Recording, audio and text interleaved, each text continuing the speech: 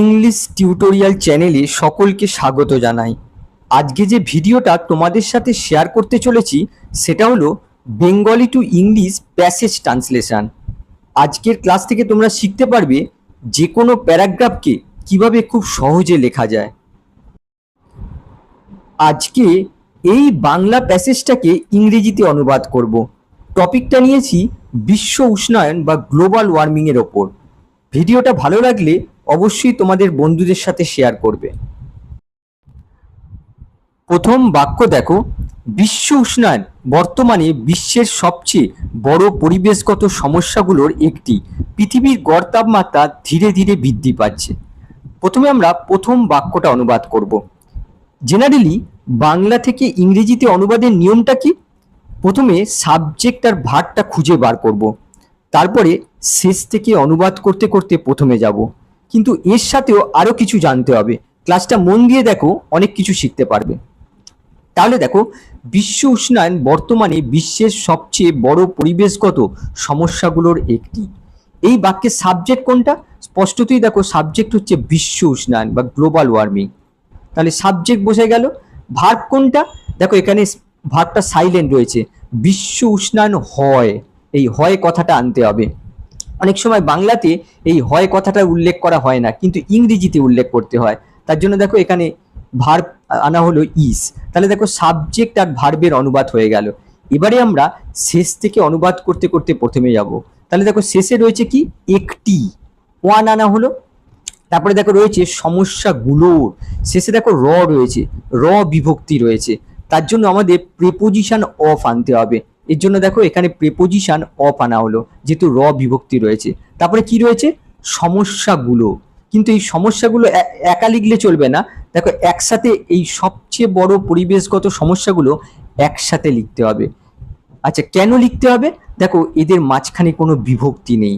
বিভক্তি থাকলে প্রিপোজিশন দিয়ে আলাদা করা হতো, কিন্তু দেখো এদের মাঝখানে কোনো বিভক্তি নেই, যার জন্য আমাদের সবচেয়ে বড় পরিবেশগত সমস্যাগুলো একসাথে লিখতে হবে। এর আগের শব্দটা দেখো ধরিনি, কারণ শেষে দেখো র বিভক্তি রয়েছে বিশ্বের। তাহলে একসাথে ধরতে হবে সবচেয়ে বড় পরিবেশগত সমস্যাগুলো। আচ্ছা, বিভক্তি কোনগুলো? শব্দগুলোর শেষে র, এ, উন্তুস্ত, তারপর শব্দের মাঝে অনেক সময় দেখবে জন্য, হইতে বা থেকে এসব থাকে। এগুলো সবই বিভক্তি, যেগুলো ইংরেজিতে প্রেপোজিশন রূপে লেখা হয়। আমার এই বিভক্তির সাথে প্রেপোজিশনের সম্পর্ক বিষয় একটা ভিডিও আপলোড করা আছে, তোমরা চাইলে ওই ভিডিওটা দেখে নিতে পারো। তাহলে দেখো সবচেয়ে বড় পরিবেশগত সমস্যাগুলো কি হবে? The greatest environmental problems. তারপরে দেখো রয়েছে বিশ্বের, দেখো শেষে র রয়েছে, অ্যাকচুয়ালি বোঝাচ্ছে বিশ্বের মধ্যে। তাহলে কি হবে? In the world. তারপরে দেখো রয়েছে বর্তমানে, বর্তমানকে আমরা এক কথা লিখতে পারি টুডে। এই টুডের পরিবর্তে তোমরা ইন দ্য প্রেজেন্ট ডেও লিখতে পারো। তাহলে দেখো অনুবাদ হয়ে গেল। তাহলে বাক্যটা কি হলো? Global warming is one of the greatest environmental problems in the world today. এই বাক্যের গ্রামাটিক্যাল স্ট্রাকচার দেখো, গ্লোবাল ওয়ার্মিং হচ্ছে সাবজেক্ট, ইজ হচ্ছে বি ভার্ব, আর বি ভার্বের পরে দেখো এই ওয়ান থেকে টুডে, এই পুরো অংশটা হচ্ছে সাবজেক্ট কমপ্লিমেন্ট। এবারে পরের বাক্যটা দেখো, পৃথিবীর গড় তাপমাত্রা ধীরে ধীরে বৃদ্ধি পাচ্ছে। এই বাক্যের সাবজেক্ট কোনটা? পৃথিবীর গড় তাপমাত্রা, এই অংশটুকু হচ্ছে সাবজেক্ট। তাহলে আমরা শেষ থেকে অনুবাদ করব। শেষে কি রয়েছে? তাপমাত্রা। কিন্তু শুধুমাত্র তাপমাত্রা লিখলে চলবে না, গড় তাপমাত্রা একসাথে লিখতে হবে, কারণ এদের মাঝখানে দেখো কোনো বিভক্তি নেই। তাহলে গড় তাপমাত্রা, দ্য অ্যাভারেজ টেম্পারেচার। তারপরে দেখো রয়েছে পৃথিবী, শেষে দেখো র বিভক্তি আছে, তাহলে অফ আনতে হবে, অফ আনা হলো, তারপরে পৃথিবী বসানো হলো। দ্য আর্থ, তাহলে the average temperature of the earth. দেখো সাবজেক্ট অনুবাদ হয়ে গেল। ভার্ব কোনটা? বৃদ্ধি পাচ্ছে। দেখো প্রেজেন্ট কন্টিনিউয়াস টেন্সে রয়েছে, কি হবে? Is increasing. তারপরে দেখো বাকি অংশটা রয়েছে ধীরে ধীরে, গ্র্যাজুয়ালি বসানো হলো। বাক্যটা কি হলো? The average temperature of the earth is increasing gradually. এই বাক্যের স্ট্রাকচার লক্ষ্য করো, the average temperature of the earth, এই পুরো অংশটা সাবজেক্ট, ইজ ইনক্রিজিং এটা হচ্ছে ভার্ব, আর গ্র্যাজুয়ালি এটা হচ্ছে adverb, adverb of manner. Next দেখো, এর প্রধান কারণ। এর বলতে বিশ্ব উষ্ণায়নের প্রধান কারণ হলো গ্রিনহাউস গ্যাসের অতিরিক্ত নির্গমন, বন উজাড় এবং জীবাশ্ম জ্বালানির অতিরিক্ত ব্যবহার। তাহলে দেখো এই বাক্যের সাবজেক্ট হচ্ছে এর প্রধান কারণ, এর বলতে বিশ্ব উষ্ণায়নের প্রধান কারণ, এটা হচ্ছে সাবজেক্ট। সাবজেক্টটা আমরা শেষ থেকে অনুবাদ করব। শেষে দেখো রয়েছে কারণ, একসাথে লিখতে হবে প্রধান কারণ। কি হবে? দ্য মেন কজেস, যেহেতু অনেকগুলো কারণ তার জন্য কজেস দেওয়া হয়েছে, দ্য মেন কজেস প্রধান কারণ। আচ্ছা কিসের? বিশ্ব উষ্ণায়নের, তাহলে কি হবে? Of global warming. তাহলে সাবজেক্ট অনুবাদ হয়ে গেল।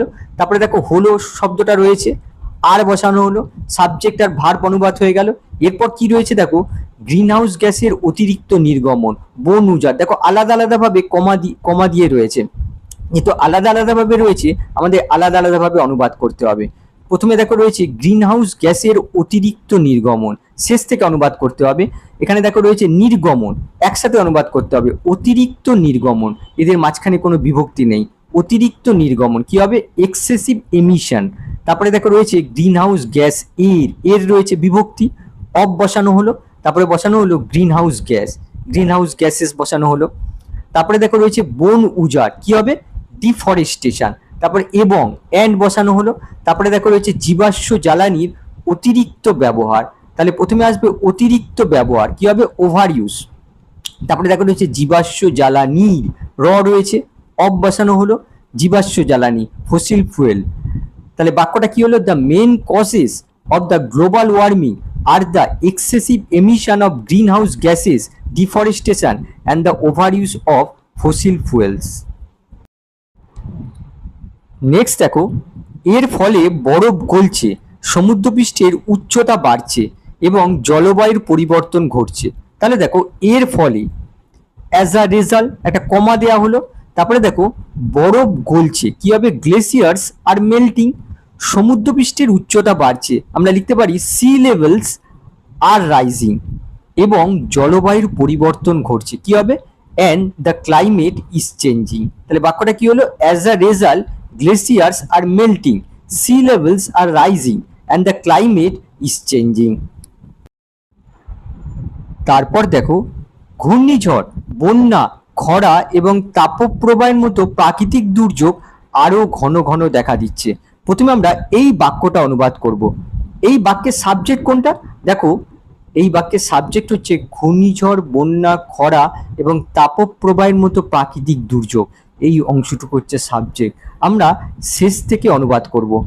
শেষে কি রয়েছে? প্রাকৃতিক দুর্যোগ, ন্যাচারাল ডিজাস্টার। তারপরে দেখো রয়েছে মতো, অর্থাৎ উদাহরণস্বরূপ, সাচ অ্যাস, কি কি রয়েছে? ঘূর্ণিঝড়, বন্যা, খরা এবং তাপপ্রবাহ, cyclones, floods, droughts and heat waves. তারপরে দেখো রয়েছে আরো ঘন ঘন দেখা দিচ্ছে। এই অংশটুকু আমরা এভাবে অনুবাদ করতে পারি যে হয়ে উঠছে আরো ঘন ঘন। তাহলে দেখো হয়ে উঠছে, কি হবে? আর বিকামিং, কি হয়ে উঠছে? আরো ঘন ঘন, মোর ফ্রিকোয়েন্ট।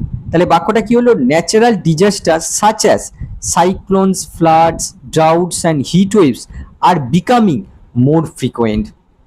তারপরে বাক্যটা দেখো, এই সমস্যা মানুষ, প্রাণী এবং উদ্ভিদের জীবনের জন্য মারাত্মক হুমকি সৃষ্টি করছে। এই বাক্যের সাবজেক্ট লক্ষ্য করো, এই সমস্যা, এটা হচ্ছে সাবজেক্ট। দিস প্রবলেম, ভার্ব কোনটা? সৃষ্টি করছে, আমরা লিখবো ইজ পোজিং, সৃষ্টি করছে। কি সৃষ্টি করছে? মারাত্মক হুমকি। আর সিরিয়াস থ্রেট, আচ্ছা কিসের জন্য? দেখো এখানে রয়েছে মানুষ, প্রাণী এবং উদ্ভিদের জীবনের জন্য। এখানে জন্য অর্থে ফল লিখলে চলবে না, কারণ দেখো এই pose a serious threat to something, এর অর্থ হচ্ছে কোনো কিছুর জন্য মারাত্মক হুমকি সৃষ্টি করা বা বিপদ ঘটানো। এটা একটা ইংলিশে fixed phrase, pose a serious threat to something. তার জন্য এখানে ফিক্সড প্রেপোজিশন টু লিখতে হবে, তাহলে টু লেখা হলো। তারপরে দেখো এখানে রয়েছে মানুষ, প্রাণী এবং উদ্ভিদের জীবনের, তাহলে কি হবে? The lives of humans, animals and plants. তাহলে বাক্যটা কি হলো? This problem is posing a serious threat to the lives of humans, animals and plants. পরের বাক্য দেখো, বিশ্ব উষ্ণায়ন কমাতে আমাদের বেশি বেশি গাছ লাগাতে হবে, নবায়নযোগ্য শক্তি ব্যবহার করতে হবে এবং পরিবেশ দূষণ কমাতে হবে। দেখো শুরুতেই রয়েছে বিশ্ব উষ্ণায়ন কমাতে, অর্থাৎ কারণটা প্রথমে উল্লেখ করা হয়েছে। এর জন্য আমরা শুরুতেই রাখবো বিশ্ব উষ্ণায়ন কমাতে, শেষে তে রয়েছে, তার জন্য আমরা ইনফিনিটিভ ইউজ করব। তাহলে কি হবে? টু রিডিউস গ্লোবাল ওয়ার্মিং, অবশ্যই তারপরে কমা ব্যবহার করতে হবে, বাংলাতে না থাকলেও ইংরেজিতে অবশ্যই কমা ব্যবহার করতে হবে। বিশ্ব উষ্ণায়ন কমাতে, টু রিডিউস গ্লোবাল ওয়ার্মিং, আমাদের বেশি বেশি গাছ লাগাতে হবে, অর্থাৎ আমাদের বেশি বেশি গাছ রোপণ করতে হবে। তাহলে কি হবে? We should plant more trees, আমাদের বেশি বেশি গাছ রোপণ করতে হবে। নবায়নযোগ্য শক্তি ব্যবহার করতে হবে, তাহলে কি হবে? Use renewable energy. দেখো উই শুড বারবার লেখার দরকার নেই, তার জন্য শুধুমাত্র ইউজ ব্যবহার করা হয়েছে। আচ্ছা, তারপরে দেখো এবং পরিবেশ দূষণ কমাতে হবে, অ্যান্ড রিডিউস এনভায়রনমেন্টাল পলিউশন। তাহলে বাক্যটা কি হলো? To reduce global warming we should plant more trees, use renewable energy and reduce environmental pollution. Next দেখো প্লাস্টিকের ব্যবহার কমানো এবং বিদ্যুৎ অপচয় বন্ধ করাও খুব গুরুত্বপূর্ণ। এই বাক্যের সাবজেক্ট দেখো, প্লাস্টিকের ব্যবহার কমানো এবং বিদ্যুৎ অপচয় বন্ধ করা, এই পুরো অংশটা হচ্ছে সাবজেক্ট। আবার সাবজেক্টের মধ্যে লক্ষ্য করো এই দুটো অংশকে এবং দিয়ে পৃথক করা হয়েছে, সুতরাং আমরা এই প্রথম অংশটা আগে অনুবাদ করব। প্লাস্টিকের ব্যবহার কমানো, শেষ থেকে অনুবাদ করব। শেষে দেখো রয়েছে কমানো, দেখো শেষে ও সাউন্ড আসছে। মনে রাখবে কোনো ভার্বের শেষে যদি আ কিংবা ও সাউন্ড আসে এবং সেই ভার্বটা যদি সাবজেক্ট হিসেবে ইউজ হয়, তাহলে সেটা ভার্ব নয়, সেটা আসলে জিরান্ড। তাহলে দেখো এটা আমরা জিরান্ড হিসেবে ইউজ করব। কমানো কি হবে? রিডিউসিং। আচ্ছা, কি কমানো? ব্যবহার, দ্য ইউজ। আচ্ছা, কিসের ব্যবহার? প্লাস্টিকের, এর রয়েছে তাই জন্য আসবে of plastic. Reducing the use of plastic, reducing হচ্ছে জিরান আর তার অবজেক্ট হচ্ছে দ্য ইউজ অফ প্লাস্টিক। তারপরে এবং অ্যান্ড লেখা হলো। তারপরে দেখো বিদ্যুৎ অপচয় বন্ধ করা, বন্ধ করা মানে এড়ানো। তাহলে এড়ানো অর্থে আমরা অ্যাভয়েডিং, এখানেও জিরান ইউজ করলাম। কি এড়ানো? বিদ্যুৎ অপচয়, দ্য ওয়েস্ট অফ ইলেকট্রিসিটি, তার মানে হচ্ছে বিদ্যুতের অপচয় বোঝাচ্ছে এখানে, তার জন্য আমরা ইউজ করেছি দ্য ওয়েস্ট অফ ইলেকট্রিসিটি। তাহলে দেখো সাবজেক্ট অনুবাদ হয়ে গেল। ভার্ব কোনটা? এখানে দেখো ভার্বটা সাইলেন্ট রয়েছে, হয়, হয় কথাটা আনতে হবে। আর যেহেতু দেখো দুটো অংশ, দুটো জিরান রয়েছে এবং দুটো জিরানকে এবং দিয়ে আলাদা করা হয়েছে, আর তার জন্য দেখো এখানে আর বসাতে হবে, তার জন্য আর বসানো হলো।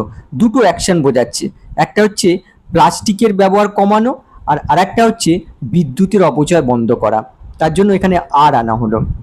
আর তারপরে রয়েছে খুব গুরুত্বপূর্ণ, ভেরি ইম্পর্ট্যান্ট। আর এখানে লক্ষ্য করো এই সাবজেক্টের সাথে দেখো ও রয়েছে, আর যেহেতু বি ভার্ব রয়েছে, বি ভার্ব থাকলে অলসোকে আমরা পরে বসাই, বি ভার্বের পরে, তার জন্য অলসো বসানো হলো। তাহলে বাক্যটা কি হলো? Reducing the use of plastic and avoiding the West of electricity are also very important. তারপর দেখো পৃথিবীকে নিরাপদ এবং বাসযোগ্য রাখতে এখনই সচেতন হওয়া এবং কার্যকর পদক্ষেপ নেওয়া আমাদের সবার দায়িত্ব। এই বাক্যের শুরুতে দেখো এখানে রয়েছে পৃথিবীকে নিরাপদ এবং বাসযোগ্য রাখতে। দেখো পারপাস বা উদ্দেশ্য বোঝাচ্ছে, পারপাস বোঝাচ্ছে যে আমাদের কেন এখনই সচেতন হওয়া উচিত এবং কার্যকর পদক্ষেপ নেওয়া উচিত। তোমরা এটা ইচ্ছা করলে শুরুতে রাখতে পারো, আমি এটা শেষে রাখবো।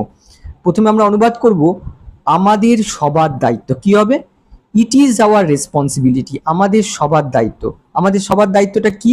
দেখো এখানে রয়েছে সচেতন হওয়া এবং কার্যকর পদক্ষেপ নেওয়া। তাহলে প্রথমে আমরা অনুবাদ করব সচেতন হওয়া। কি হবে? টু বি অ্যাওয়ার, এই জায়গায় দেখো ইনফিনিটিভ ইউজ করলাম, টু বি অ্যাওয়ার, এবং কার্যকর পদক্ষেপ নেওয়া। কি হবে? And take effective action.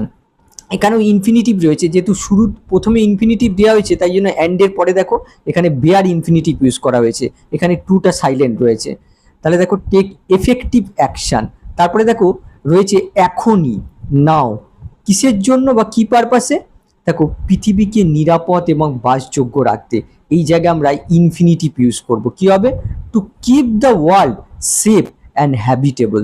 তাহলে বাক্যটা কি হলো? It is our responsibility to be aware and take effective action now to keep the world safe and habitable. আশা করি আজকের ভিডিওটা তোমরা এনজয় করেছো। আবার নেক্সট ক্লাসে দেখা হবে। বাই।